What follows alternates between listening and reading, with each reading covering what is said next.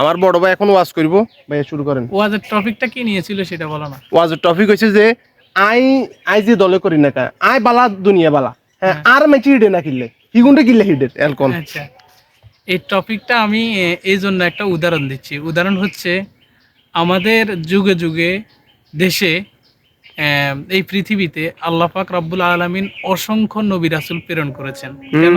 আমাদের হেদায়েতের জন্য। হ্যাঁ, তো আমরা হচ্ছি সর্বশেষ, মানে একদম আখেরি নবী মোহাম্মদ রাসূলুল্লাহ সাল্লাল্লাহু আলাইহি সাল্লামের উম্মত। হ্যাঁ, আর উনি এমন একজন নবী ছিলেন যিনি কাফের মুরতাদদের পাথরের আঘাত পাওয়ার পরেও ওনার মাথা রক্ত রঞ্জিত, রক্তগুলো পর্যন্ত কখনো উনি কি মাটিতে পড়তে দেন নাই। আচ্ছা, হ্যাঁ, এত আঘাত এত কিছু সহ্য করি উনি কি উনি কোনদিন একটা বান্দা কিংবা ওনার উম্মতদেরকে অভিশাপ কিংবা গজব দেন দেন নাই। নাই। হ্যাঁ, কিন্তু এর আগে আমাদের অসংখ্য নবী রাসূল ছিল যারা মানে এই সমস্ত অন্যায় তারপরে অকৃতকার্য কোনো কিছু ওনারা সহ্য করতে পারতো না, যার কারণে ওনারা আল্লাহর কাছে এদের জন্য গজব নাজিল করছেন। আর আল্লাহ পাক রব্বুল আলামিন ওনাদের নবী রাসূলদের মানে এই যে গজবগুলা করছে এই জন্য।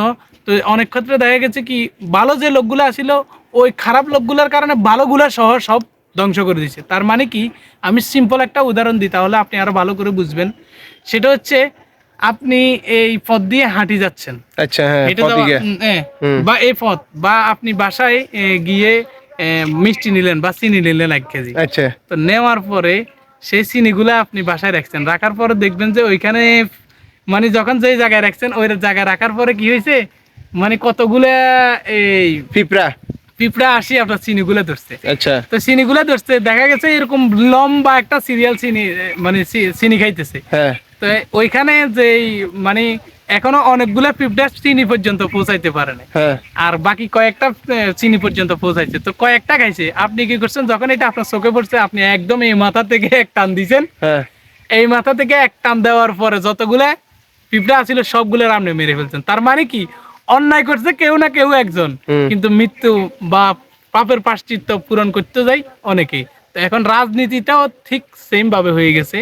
রাজনীতিটা সেম ভাবে হয়ে গেছে এই জন্য বলতেছি, কারণ যারা অন্যায় করছে কিন্তু এখন বক্তব্যী যারা অন্যায় করে নাই তারাও, কারণ যারা অন্যায় করছে তারা তাদের পাপের ভার নিয়ে তারা এলাকা ছেড়ে অনেক আগে চলে গেছে। কিন্তু ভালো যে ভদ্র যে লোকগুলো এগুলা রয়ে গেছে, কিন্তু ওরা ওই পাপ যারা পাপ করছে তাদের প্রায়শ্চিত্ত দিচ্ছে। এখানে আরো একটা কথা আছে, সেটা হচ্ছে শুধু যে অন্যায় করে সে কিন্তু অন্যায় মানে সে শুধু অন্যায়ের জন্য ভুক্তভোগী না, যে অন্যায় সহ্য করে কিংবা আপনার চোখের সামনে একটা অন্যায় চলতেছে আপনি হয়তো তখন প্রতিবাদ করেন নাই, আপনিও সমপরিমাণ অন্যায়কারী। হ্যাঁ, তো ওই ক্ষেত্রে যদি আপনি দোষারোপ করেন যে আমি কিছু করি নাই, আমাকে এখন কিছু করতেছে না কেন, না এটা ভুল। আপনি কিছু করেন নাই, হয়তো দেখা গেছে আপনি কিছু করেন নাই, আপনার সামনে ওই অন্যায়টা হয়েছে, আপনি তখন প্রতিবাদ করেন না। তার মানে কি, আপনিও সেম অন্যায়ের অংশীদার।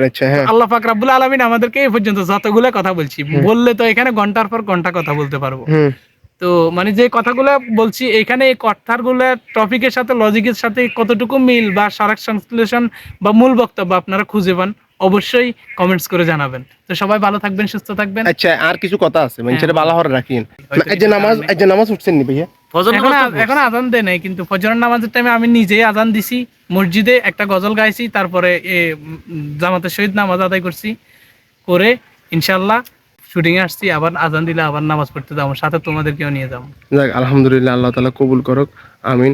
আর এই যে ভিডিও বানানো মূলত ভাই বিশ্বাস করেন ভিডিও বানাইছি আমরা কথা কয়ে এক পর্যায়ে তকরে চলে গেছি, আর ভাইয়া বক্তা হয়ে গেছে, হঠাৎ করে ক্যামেরাটা চালু করিয়া লাইছি। এটা ছাড়া আর কিছু না। সবাই ভালো থাকিয়েন, সুস্থ থাকিয়েন, আল্লাহ হাফেজ।